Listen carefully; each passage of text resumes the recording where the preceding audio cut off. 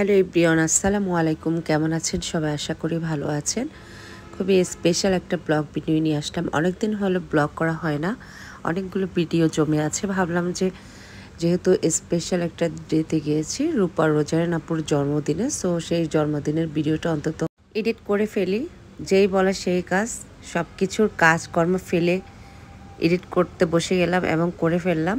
অনেকগুলো ভিডিও জমে আছে, বাট এখনও বাকি ব্লগগুলো আস্তে আস্তে করা হবে। সব সময় আসলে খুবই ব্যস্ততার মধ্যে থাকি।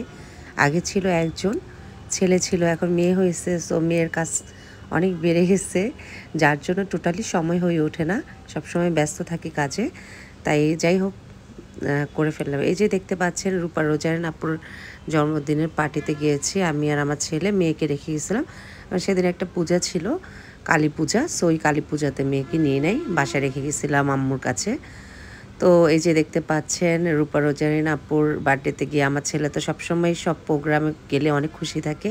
রূপা রোজারিন আপু ওকে অনেক আদর করলো এবং কেক খাইয়ে দিল এবং আমাকেও খাইয়ে দিল। তো যাই হোক, প্রোগ্রামটা অনেক এনজয় করেছি। অনেক দিন পরে অনেকের সাথে দেখা হলো, খুবই ভালো লেগেছে। কারণ আসলে ভালোবাসার মানুষদের সাথে দেখা হলে বছরে অনেক দিন পরে ভালোই লাগার কথা, ভালো লাগে। আসলে সবসময় তো কারোর সাথে তেমন দেখা হয় না, কোনো একটা প্রোগ্রামে গেলে তখন দেখা হয়। তো আমি নিজের থেকে ইচ্ছে করে, মানে জোর করে এক পর্যায়ে গিয়েছি। এই যে দীপচম্পা আপু, আমার বড় আপু, সেও গিয়েছে। তো এই যে দেখতে পাচ্ছেন, দুই কিউটি দুই বোন, মাশাআল্লাহ দুইজনকে অনেক সুন্দর লাগছে। রূপা আপু, রনি আপু, দুজনকে অনেক ভালো লাগছে। এই যে দেখতে পাচ্ছেন আমার বাবারা, তিন বাবা, হ্যাঁ, বড়, মেজো, ছোট। এই যে সিরিয়াল বাই সিরিয়াল দীপাপ্পু বসায় দিল। এই যে দেখতে পাচ্ছেন, মাশাল্লাহ, কারো নজর যাতে না লাগে আমার বাবাদের উপর। এই যে সবাই মাশাল্লাহ বলবেন। এই দেখেন, ওরা ভাইয়েরা খুব হ্যাপি, খুব খুশি, খুব মজা করতেছে। ওদের ফেজের আমি যে ওদেরকে বলছি একটু হাসি দাও, একটু করো, ওরা কী যে দুষ্টুমি করছে দেখছেন। হ্যাঁ, আমার ছেলেটা যেমন দুষ্টামি করছে, তারপর বড় বাবাটা দুষ্টামি করছে। এটা হচ্ছে নীলাঞ্জনা আপুর বোনের ছেলে। ওর কথাগুলো মানে কেমন জানি একটু নেতা টাইপের, ভালোই লাগছে আমার থেকে। অনেক কিউট একটা বাচ্চা, মাশাল্লাহ। তো যাই হোক, আসলে সব বাচ্চাগুলো কি মাশাল্লাহ বলবেন, কারণ সবগুলো বাচ্চাই ফ্রেস্তার মতো। সো ওদেরকে সবসময় মাশাল্লাহ বলতে হয়। এই যে দেখতে পাচ্ছেন, আমার বাবারা খেতে বসে গেছে। আপুরা বললো কেক কাটতে দেরি হবে, যেহেতু বাচ্চাদের ক্ষুধা লাগছে, তো খেয়ে ফেলো তাড়াতাড়ি। তো সবাই বসে গেলাম। তো আপুরা, রূপা আপু, রনি আপুর পরে খাবে, আমরা মানে খেতে বসে গেলাম। তো খাবার খেয়ে কেক কাটিং করবে। তো বাচ্চারা যেহেতু সব প্রোগ্রামে বাচ্চারা হয়েছে চোখের মণি, যেটা সত্যি কথা। বাচ্চাদের প্রাধান্যটা আগে দেওয়া হয়। আমার ছেলেকে মানে কি, ও খেলাধুলায় এতটা মানে ব্যস্ত ছিল, ওকে টেনে টুনে সাইডে এনে দাঁড় করাইছে। ও মানে আগে এক সময় ছিল কেকের খুব পাগল ছিল, কেকের সাইডের থেকে লড়তো না, কিন্তু এখন বড় হওয়ার সাথে সাথে ওর সব কিছু চেঞ্জ হয়েছে। ও খেলাধুলা নিয়ে খুবই ব্যস্ততার মধ্যে থাকে। তো যাই হোক, অনেক কষ্টে ওকে ধরে বেঁধে আনা হলো, সাইডে দাঁড় করালো। তো যাই হোক, ওরা বাচ্চাগুলোকে মাশাআল্লাহ অনেক ভালো লাগছে, অনেক কিউট লাগছে এক একটা বাচ্চাকে। এই যে দেখতে পাচ্ছেন। তারপর ওখানে যেহেতু বাচ্চারা দুল খাচ্ছে, এটা বড়রাও খায়।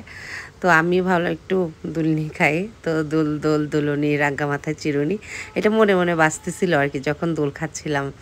এখন তো প্রতিবারই এই গানটা শোনা হয়, কারণ মেয়েকে যেহেতু শোনাই। মেয়ে মানে এই গানটা খুব লাইক করে, পছন্দ করে। তো ওকে শোনাই, যখন ওকে দোলনিতে উঠালে শোনাই, ভালো লাগে ওর। তো আমি ভাবলাম একটু দোলনিতে চড়ি। আর এই যে এই বাবাটা, মাশাল্লাহ, আমার বাবাটাকে মাশাল্লাহ বলবেন বেশি করে। দীপাপুর বড় ছিল, ও অনেক কষ্ট করছে, সবগুলো ভিডিওই বাবাটা করে দিয়েছে। আমার ছেলেটা দৌড়াদৌড়িতে খেলাধুলায় ব্যস্ত ছিল, বাবাটা অনেক কষ্ট করেছে মাশাল্লাহ।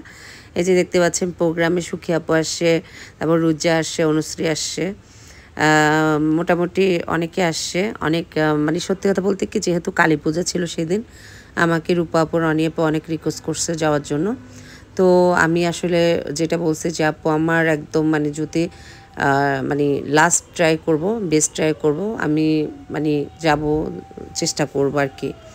তো পরে দিয়ে আমার খুব ছিল, যেহেতু সেদিন কালী পূজা ছিল আর মেয়েও একটু হালকা পাতলা জ্বর সর্দি ছিল। তো আর দীপাপু যখন বলল যে, দীপাপু এবং সুখী আপু কল দিয়ে আমাকে বলল যে অনেক দিন হয়েছে দেখা হয় না, আয় ভাল লাগবে, কথা বলবো, আড্ডা দিব। তো ভাবলাম যে চলেই যাই। তো চলে গেলাম। না, মাশাআল্লাহ অনেক ভালোই লাগছে। এটা নীলাঞ্জনা আপুর বড় বোন। আপুটা গিয়েছে। আপুটার কথাবার্তা অনেক ভালো, আমার অনেক ভালো লাগছে। তাই যে দেখতে পাচ্ছেন রুচা ও আর উষা, ওরা তো মাশাআল্লাহ অনেক এনজয় করে কোনো প্রোগ্রাম গেলে। তারপরে এই যে দেখতে পাচ্ছেন দুলাভাই আমার ছেলেকে চুমু খাইলো, মানে রাত যেহেতু বেশি হয়েছে তাই তারা দুইজনই নাসরবান্দা, হাজব্যান্ড ওয়াইফ। আমাকে আর আমার ছেলেকে একা ছাড়বে না, যেহেতু আমাদের গাড়িয়ানি নেই, তো ভাইয়া ড্রাইভিং করে নিজে আমাকে দিয়ে গেছে। সাথে আব্বু ছিল এবং আমার বাবাগুলোও ছিল, অনেক কষ্ট করে বেচারা অনেক রাত দিয়ে গিয়েছে।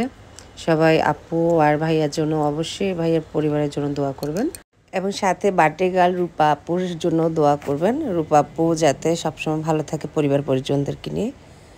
আর আসলে সত্যি কথা বলতে কি, অনেক দিন অনেকগুলো প্রোগ্রাম অ্যাটেন্ড করা হয়নি। অনেকে বার্থডে প্রোগ্রাম ইনভাইট করেছে, অনেকে বিয়ের প্রোগ্রাম ইনভাইট করেছে, কোনো প্রোগ্রামে যাওয়া হয় নাই। এই ফার্স্ট রূপাপুর প্রোগ্রামে গিয়ে ভালোই লাগলো। তো যাই হোক, সবাই ভালো থাকবেন, সুস্থ থাকবেন আর দোয়া করবেন আমি আর আমার পরিবার যাতে সবসময় সুস্থ থাকে, ভালো থাকে, আপনাদের সুন্দর সুন্দর ভিডিও উপহার দিতে পারি। ধন্যবাদ।